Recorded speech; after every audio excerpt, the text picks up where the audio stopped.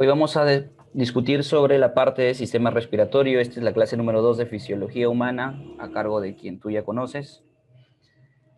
El primer punto que vamos a tratar es hablar de dos conceptos que tienen que ver mucho en la unidad de intercambio gaseoso a nivel del pulmón. Esta unidad de intercambio gaseoso se debe gracias a la presencia de alvéolos o pared alveolar. Los alvéolos no solamente, esta pared alveolar no solamente conforma parte del alvéolo, sino que también forma parte del saco alveolar, de los conductos alveolares y del bronquiolo respiratorio. Cualquiera de esas partes mencionadas, cualquiera de esas cuatro partes mencionadas que de alguna u otra forma cuentan con pared alveolar, servirán para intercambio gaseoso o hematosis. No basta con que aire llegue a esta unidad de intercambio, sino también tiene que llegar sangre, porque es el fluido que va a recibir a estos gases, con el que va a introducir oxígeno y va a liberar el exceso de CO2 que posee hacia la parte externa. Dos conceptos son importantes que manejemos aquí: ventilación y perfusión. Ambos son conceptos que tienen que ver con dinámica de fluidos. ¿Qué es la ventilación? ¿Qué es la perfusión? Ventilación se argumenta que es el proceso por el cual el aire sale y entra del pulmón. Ojo, nótese, sale y entra porque es flujo, ¿sí? Sale y entra. Mientras que la perfusión va a ser casi lo similar, ¿no? Una definición similar. Aquí tenemos el valor que tiene la ventilación alveolar. Aquí falta un puntito. Colócalo, por favor, en la V, arriba, para indicar flujo. Un puntito. Entonces, este flujo o ventilación alveolar equivale, calculado, un valor estándar, a 4.2 litros por minuto. Es la cantidad de aire en unidad de volumen de litros por minuto que puede llegar a estas unidades de intercambio. La perfusión llega y sale. La perfusión se define como el proceso por el cual la sangre sale y entra del pulmón. Sabes que tenemos la circulación menor, que viene del corazón hacia los pulmones y de regreso. Ese, ese fluido que ingresa y sale de esta zona de intercambio se conoce como perfusión. ¿Y a cuánto equivale? Al gasto cardíaco total, es decir, aproximadamente los 5 litros por minuto de sangre. Aquí, un puntito también sobre esta Q que indica flujo. Muy bien. Si yo relaciono estas dos variables, volumen de aire que llega, 4.2 litros por minuto a la zona de intercambio, cantidad de sangre que llega a toda la zona de intercambio, 5 litros por minuto, lógicamente hay mayor perfusión que ventilación. ¿Cómo sé? Porque como lo puedes notar, el valor es mayor. Se ha inventado o creado este método por el cual yo me voy a dar cuenta cómo está la relación entre el aire que llega a la unidad de intercambio y la sangre que llega aquí. Esto se llama cociente ventilación-perfusión o cociente VQ, que tomando estos valores que he tomado como ejemplo, da un resultado de 0.84. ¿Sí? Normalmente tiene que ser mayor a 0.8, ¿sí? Y no pasar del valor número 1. ¿Por qué? Porque no puedes tener mucha ventilación. Ahora, con este término en cuanto a no se puede dar mucha ventilación que perfusión, hay un grave error de fondo que se comete a veces. ¿Por qué? Porque estos son conceptos de generalidades. No todo es así como está en el libro. El pulmón primero es una zona que tiene diferentes regiones, una parte apical, una parte intermedia y una parte basal. No estoy refiriéndome a los lóbulos, sino a regiones en sí. Tanto pulmón derecho como pulmón izquierdo tienen diferencias regionales entre la zona superior, la zona media y la zona inferior, por verlo de esa manera. Entonces, la cantidad de ventilación que llegue a cada una de estas regiones va a ser distinta e incluso en algunos lugares la ventilación puede superar por mucho al flujo o perfusión sanguínea que llegue.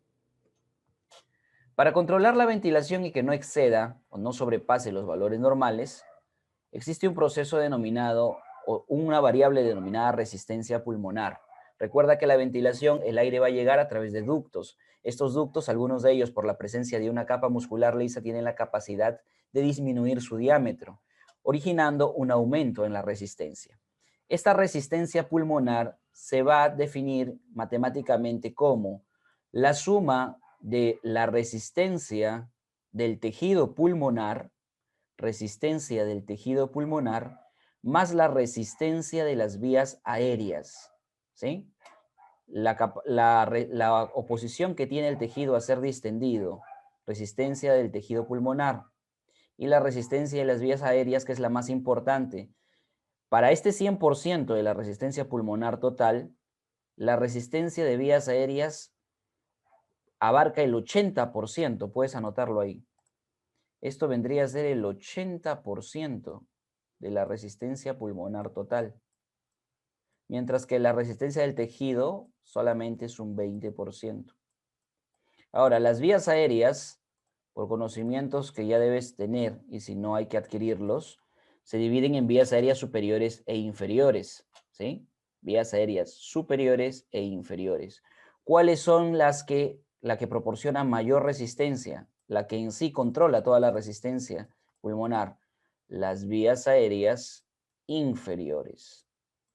Ve ahí, vía aérea inferior. La vía aérea superior contribuye con un valor menor, algunos dicen 20% de este 80%, y el 80% de este 80% estaría regulado por la vía aérea inferior, porque es la capacidad que tiene estas estructuras para disminuir el lumen o calibre interno con broncoconstricción. Para el caso de la sangre también se puede controlar el aumento o disminución de la perfusión a nivel de la unidad de intercambio. Y hay una variable que se llama la resistencia vascular. Entonces, los vasos sanguíneos tienen esta propiedad de hacer vasoconstricción o vasodilatación. La resistencia vascular pulmonar de las siglas que ahí estamos indicando, se va a calcular como la división entre una diferencia de presiones y un flujo. Esta es la ley, ¿te acuerdas? En electrodinámica, la ley de Ohm, ya es aplicada a la fisiología, ¿no? Una resistencia es igual a una diferencia de potencial sobre flujo. ¿Bien? Entonces, ¿aquí qué tenemos? Aquí tenemos la diferencia de presiones entre ¿qué? Entre la arteria pulmonar, que es la que va a enviar sangre a esta unidad de intercambio, y la aurícula izquierda, que es la que recibe finalmente la sangre o hacia donde va de regreso la sangre al corazón, hacia la aurícula izquierda. Entonces, la diferencia entre la presión de la arteria pulmonar menos la presión de la aurícula izquierda sobre el flujo, esto es igual a la resistencia vascular pulmonar. Ambas variables de resistencia, tanto pulmonar como vascular, pueden verse alteradas, pueden aumentar o disminuir. ¿Cuándo se dice que aumenta la resistencia pulmonar? Cuando hay procesos de broncoconstricción. ¿Y cuándo disminuye? Cuando hay procesos de broncodilatación. De la misma forma para la resistencia vascular, cuando hay procesos que aumentan la resistencia, llámese vasoconstricción, o procesos que disminuyen la resistencia, que se denominan vasodilatación. Y Doc, estos procesos de constricción y dilatación para bronquios y vasos, ¿es regulado molecularmente? Claro que sí, todo en tu cuerpo tiene que ser regulado. Principales moléculas, sustratos que permiten la broncoconstricción. El sistema nervioso parasimpático, gracias a la acetilcolina, que actúa bajo los receptores M3. A estas alturas, ya hemos visto conmigo, sistema nervioso. ¿Sabes a qué se refiere cuando te digo M3, verdad? Por si no, solamente voy a aclarar nuevamente aquí y nada más. M3 significa el receptor tipo 3 muscarínico para acetilcolina, ¿sí? Parasimpático, bajo su neurotransmisor acetilcolina en el receptor M3. Hay un fármaco, una sustancia que se parece mucho a la acetilcolina llamada metacolina, que como tiene mucho parecido, es un agonista, entonces puede actuar de la misma manera. La histamina, ¿sí? Histamina, la serotonina, son moléculas que también aquí aumentarían la resistencia ocasionando broncoconstricción. Y miren, la disminución de la presión arterial de CO2. Disminución de la presión arterial de CO2. Recuerden que el proceso de ventilación mucho, con este proceso se logra que el oxígeno ingrese a la sangre y que el CO2 salga. Cuando tú hiperventilas, cierto, estás metiendo más oxígeno a la sangre, pero el mayor perjuicio de la hiperventilación es que tú estés sacando mucho CO2 de tu cuerpo. Cierto, el CO2 es un componente, una sustancia de desecho, pero también cumple cierta función dentro de tu sangre. Entonces, no puedes sacarlo así a lo loco. La cantidad de CO2 que pueda haber en tus torrentes sanguíneos se refleja bajo esta variable que se llama presión arterial de CO2, ¿sí? Mientras mayor presión arterial de CO2 tengas, significa que tienes más contenido de CO2 en sangre. Y viceversa, mientras menor presión arterial de CO2, menos contenido de CO2 en sangre. Entonces, acá que tenemos una disminución del contenido de CO2 en sangre. Por ende, ¿qué va a interpretar tu cuerpo? De que no quieres que salga más CO2. ¿Y cómo logro que no salga más CO2? Disminuyendo ventilación, es decir, ocasionando broncoconstricción.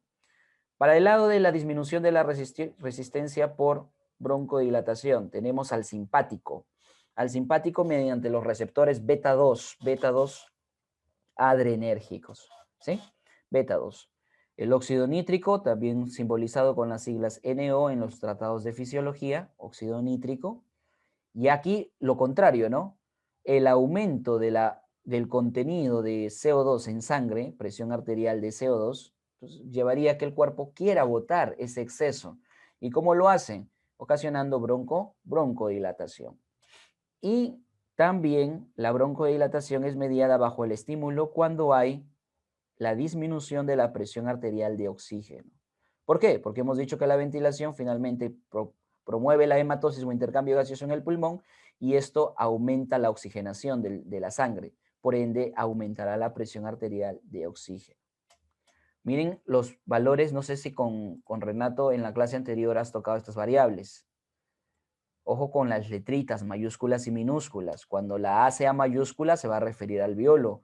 Cuando la A sea minúscula se va a referir a arteria. ¿Sí? Cuidado con ello. Muy bien. Para el caso de los vasos sanguíneos, tenemos moléculas en donde la histamina, el tromboxano A2, la prostaglandina F2 alfa, la prostaglandina E2, son moléculas, junto con la serotonina y angiotensina 2, son moléculas que permiten vasoconstricción, ¿sí?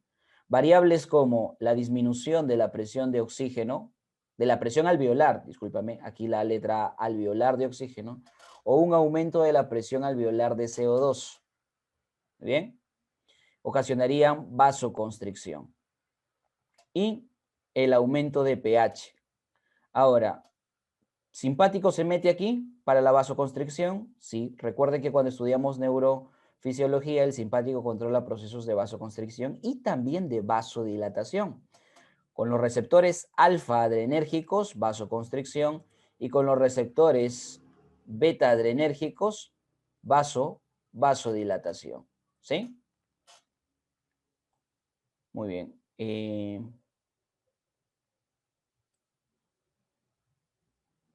Aquí, importante. Estaba buscando y no lo vi.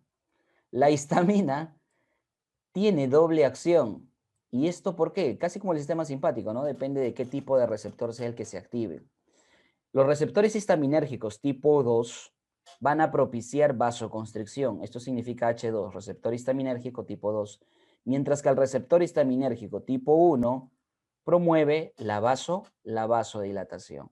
Moléculas como el óxido nítrico, finalmente, la tiofilina, la acetilcolina, bradicinina, van a provocar vasodilatación. Recuerda, lo más importante aquí, porque es preguntado, es que sepas las diferencias en prostaglandinas, ¿no? Déjame cambiar de color. Entonces, ¿qué tipo de prostaglandinas son las que hacen vasoconstricción? La prostaglandina F2 alfa, la prostaglandina E2. Mientras que la vasodilatación lo media la prostaciclina o prostaglandina I2, su otro nombre es prostaciclina, y la prostaglandina E1. Bien. Ahora, había comenzado mencionándote de que existían diferencias en las regiones o zonas en el pulmón. Por ejemplo, si tuviéramos aquí una zona apical y una zona basal y la pasamos a comparar, cómo son las características en cuanto a ventilación, perfusión, cociente VQ o relación ventilación-perfusión, presión alveolar de oxígeno, presión alveolar de CO2 y pH. Si comparamos todas esas constantes en la zona apical y en la zona basal, nos vamos a dar con una gran sorpresa. De forma general, estos son datos generales, ¿no? O sea, a nivel de todo el pulmón, decimos que hay una perfusión de 5 litros. Entonces, de forma total, la perfusión es 5 litros. Pero hacia la zona apical, por ejemplo, aquí, en este lugar, el flujo que llega solamente es 0.07. 0.07 litros por minuto. Mientras que el flujo sanguíneo o perfusión que llega a la zona basal es de 1.29. 1.29 litros por minuto. Claramente hay una diferencia y sacamos una conclusión. La parte basal recibe más irrigación o más perfusión que la parte apical. Si comparamos la cantidad de ventilación que llega al vértice y a la base, tendríamos que la ventilación alveolar en el vértice es 0.24 litros por minuto de aire y en la base 0.82 litros por minuto de aire. Y entonces acá viene la gran discusión que se genera en la facultad, ¿no? En la facultad te dicen, las bases se perfunden más que los ápices y los ápices se ventilan más que las bases. Graso error. Es un error muy común que se suele cometer y que se confunden cuando hacen o cuando se enfocan solamente en esto, ¿sí? Por ahora todavía no veas esto. Mira aquí. Sigamos conversando de ventilación en vértice y base. ¿Dónde llega más aire, muchachos? ¿Dónde hay más ventilación? No te dejes engañarme, mira. 0.82 litros por minuto. A las bases les llega más aire que a los vértices. ¿Cómo es eso, Doc? Eso rompe con muchos paradigmas. No es así. Sino que cuando vemos la relación ventilación-perfusión, ahora cambia la cosa. ¿Por qué? Porque la relación ventilación-perfusión compara cuánto aire con respecto a sangre, ¿sí? Entonces, la división de la ventilación con respecto a la perfusión. ¿Cómo es esa relación a nivel de los vértices? Más o menos el triple, ¿no? O sea, se podría decir que un poco más de 3 veces se ventila que se perfunde los vértices. ¿Me siguen? En cambio, las bases se perfunden más que se ventilan.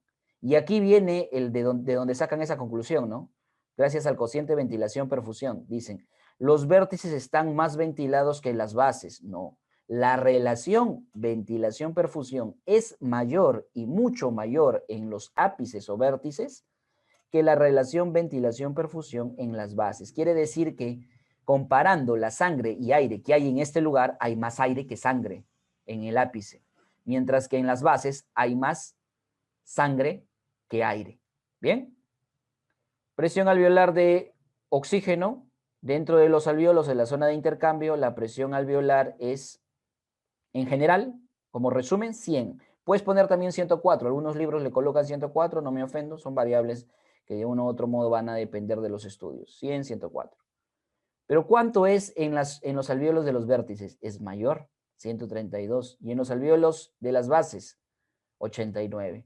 La presión de CO2, ¿dónde será mayor? En las bases, mientras que en los vértices es menor, ¿sí? Por favor, esas conclusiones nunca lo olvides.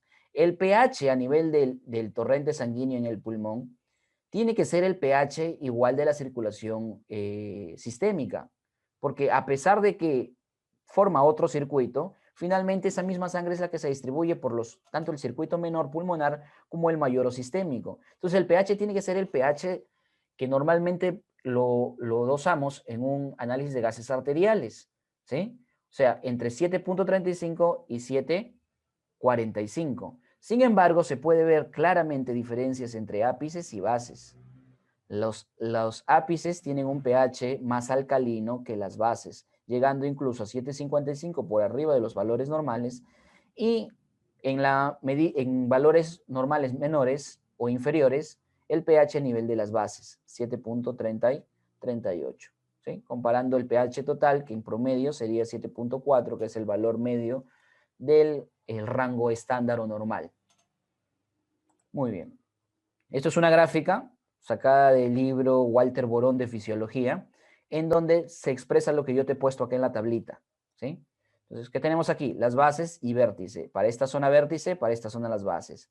Esta curva grafica la medida de VQ o ventilación-perfusión. Entonces, aquí están los valores de relación VQ. Más hacia arriba, menos hacia abajo. Entonces, cuando nos vamos hacia los vértices, ¿cómo están? La relación VQ aumenta. De tal manera que en los vértices se aproxima a 3 veces, 3 puntos y algo, ¿no? Lo que hemos colocado aquí. Mientras que hacia las bases baja por encima de 1, ¿sí? A 0,6 aquí, mientras más descendemos. Muy bien. De la misma forma, estas rayitas simbolizan los niveles de ventilación y los niveles de perfusión. Hacia arriba significa más unidades de volumen, tanto de flujo como de perfusión, con este parámetro o esta regla. Puntos hacia arriba más, puntos hacia abajo menos. Entonces, si comparamos en la base su perfusión y ventilación, las bases tienen más perfusión y ventilación que los vértices, que tienen menos. Pero estas líneas se entrecruzan, haciendo que si comparamos los dos en las bases, cierto, de los dos hay más, pero más hay sangre. Y en los vértices, de los dos hay menos, pero más hay aire que sangre. Bien, muchachos. Resumen entonces de esas dos variables que hemos conversado de ventilación y perfusión.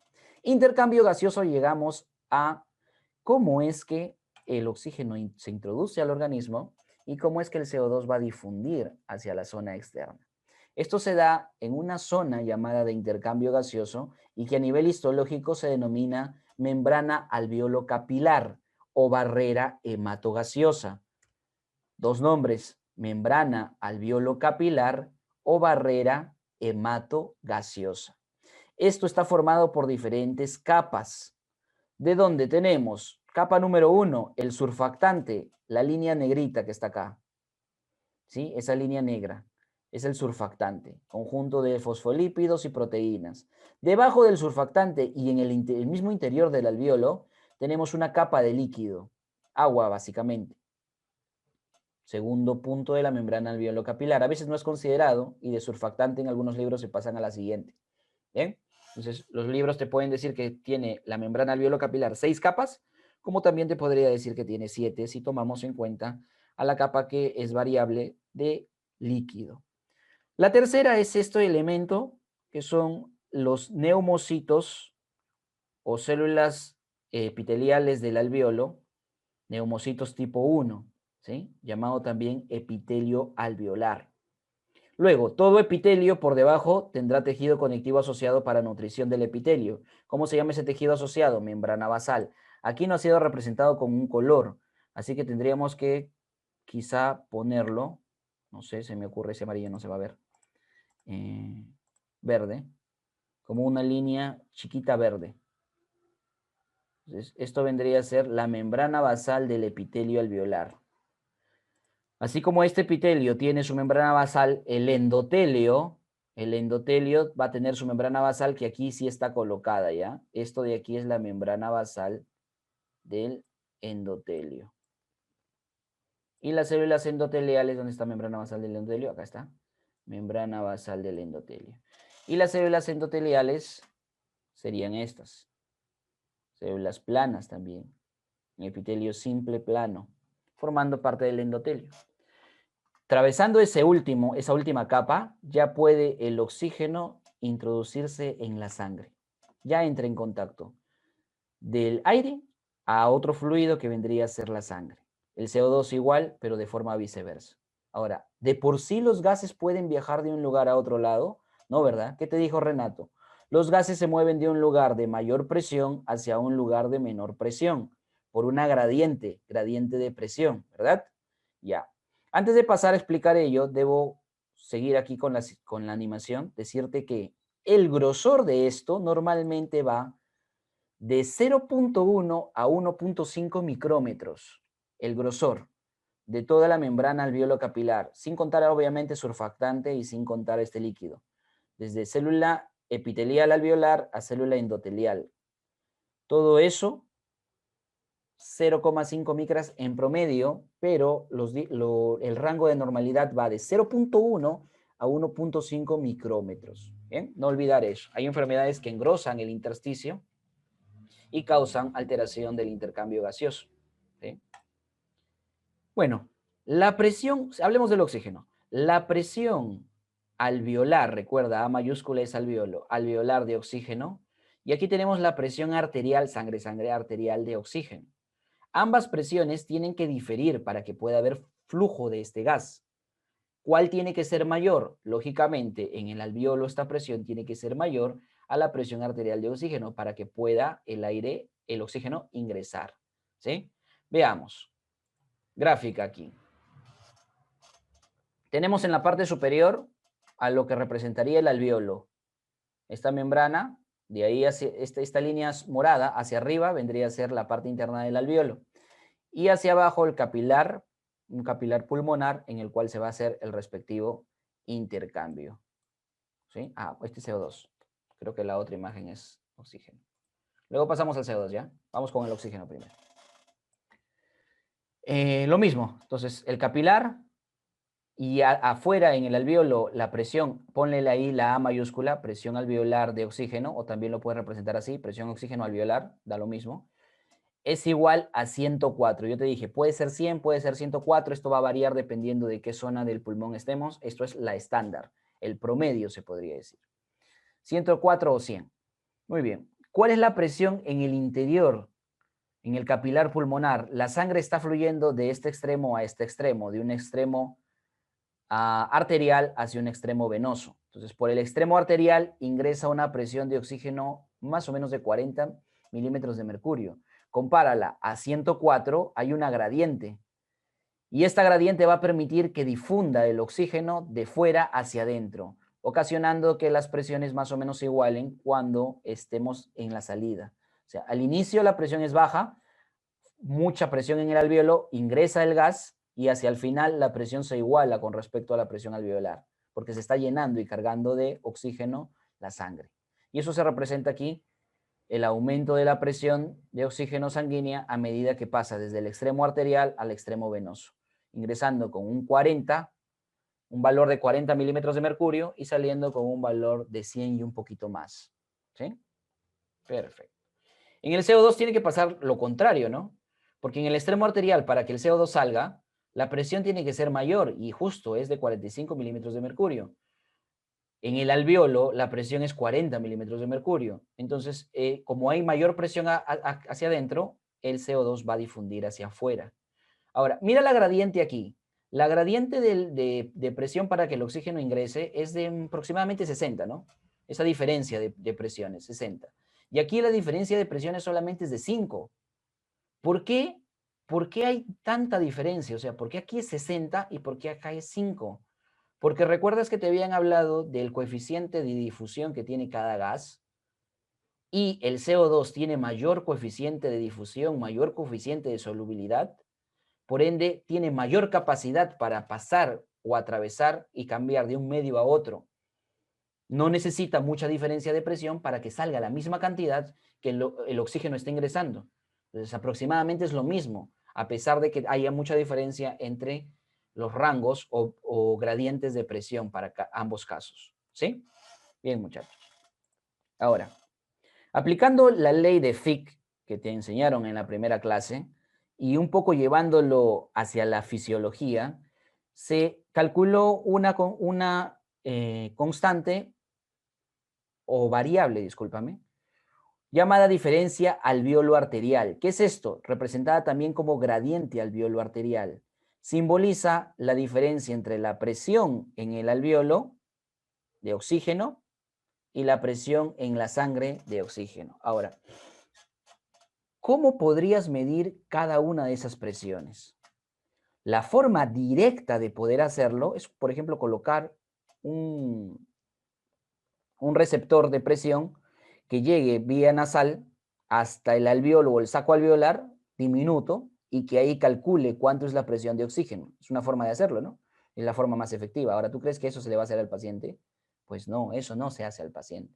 ¿Cómo se calcularía la presión de oxígeno que tiene la sangre aquí? Estos valores que yo te he dado, que son estándar para explicarte el proceso fisiológico, pero en un paciente, ¿cómo lo calculo?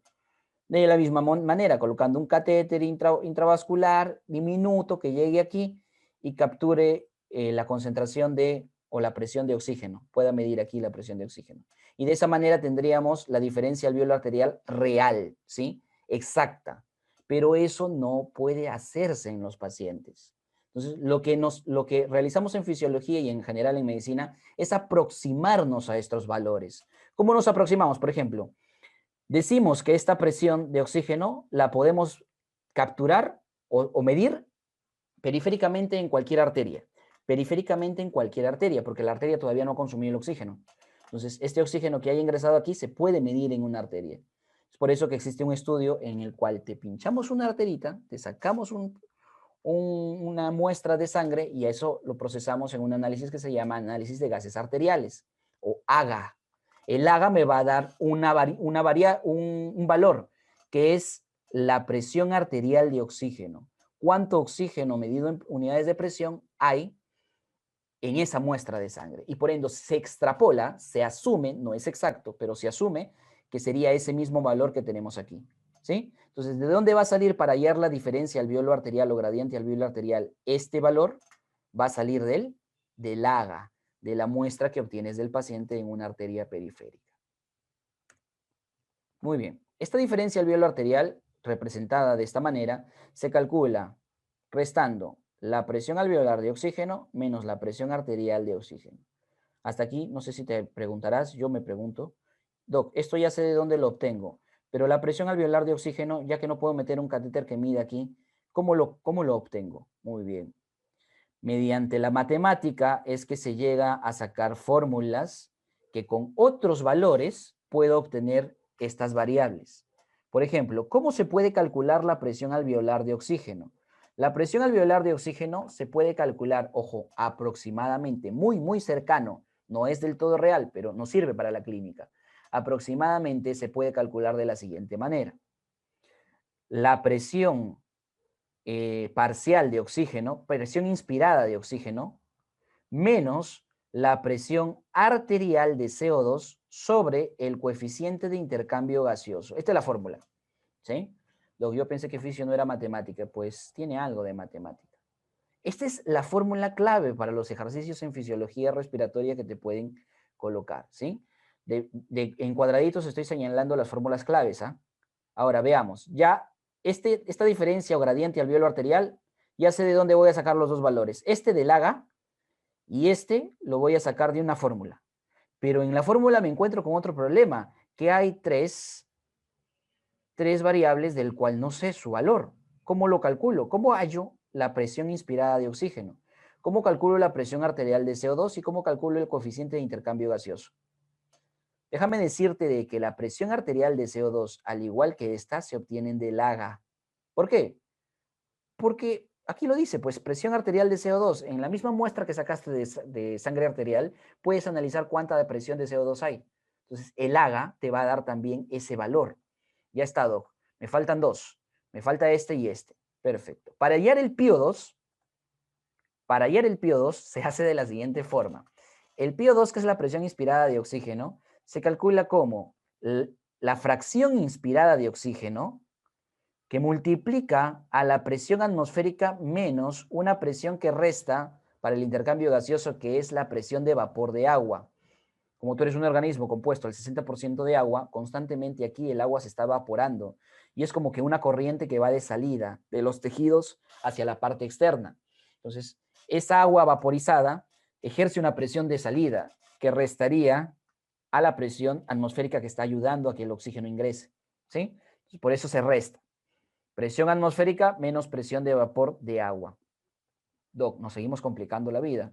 Yo quería una que no sabía cómo calcularlo y ahora usted me pone nuevamente tres variables. ¿Cómo que tres variables, chico? Si conoces los valores. Este valor, la presión atmosférica, se halla dependiendo del lugar en donde estés. Si estás a nivel del mar, ¿cuál es el valor? 760 milímetros de mercurio. Ahora, si vas a hacer tu serum en Pasco, pues tienes que saber cuando llegues a tu serum, por lo menos, mínimo, qué presión arterial hay ahí. Presión atmosférica, discúlpame.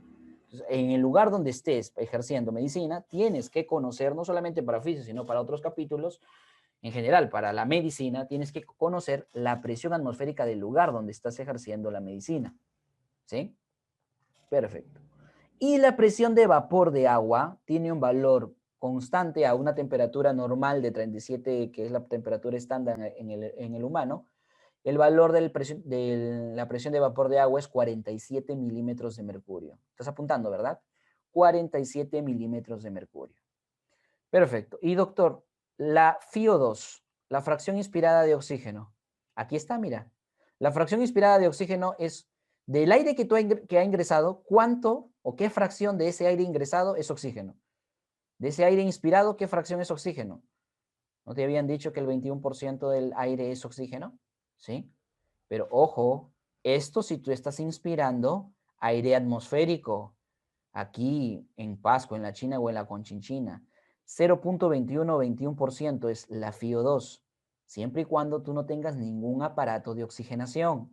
Si tú tienes, basta una cánula binasal, una mascarilla con reservorio, no sé, o estás conectado a un ventilador mecánico y ya te fregaste. La FiO2 ya no es 0.21, porque ahí los niveles de oxígeno del aire que te están introduciendo por ese aparato es mayor a la atmosférica. Entonces tendrías que preguntar, ¿no? ¿Qué valor es el que está ahí? Esta FiO va a cambiar. La FiO para un paciente que no tiene oxigenación es siempre 0.21. ¿Bien, muchachos? Hasta aquí. ¿Cuál vendría a ser el problema? Ya, esto solucionamos. El coeficiente de intercambio gaseoso. Pero antes transformemos esto reemplazando la PiO2, mira. Si reemplazamos la presión inspirada de oxígeno aquí, porque esto es lo que es cómo se calcula, la presión alveolar de oxígeno, que lo utilizamos acá, se calcula de esta manera. ¿Bien? La PiO2 expresada de esta forma, menos la presión arterial de CO2, el coeficiente de intercambio gaseoso. Ahora, el coeficiente de intercambio gaseoso, muchachos, es un valor estándar, si es que no te lo dan. Cada paciente puede tener su coeficiente de intercambio gaseoso determinado. ¿Sí? Experimentos en laboratorio mencionan de que si a un organismo, a un animal, lo alimentas con pura dieta proteica, el coeficiente de intercambio gaseoso que va a poseer es 0.8, coeficiente de intercambio gaseoso. En cambio, si ese animalito de experimentación lo alimentas con pura grasa, cambia su coeficiente de intercambio gaseoso. ¿Por qué crees que cambiará? ¿Ah? Lo vas a aprender en bioquímica.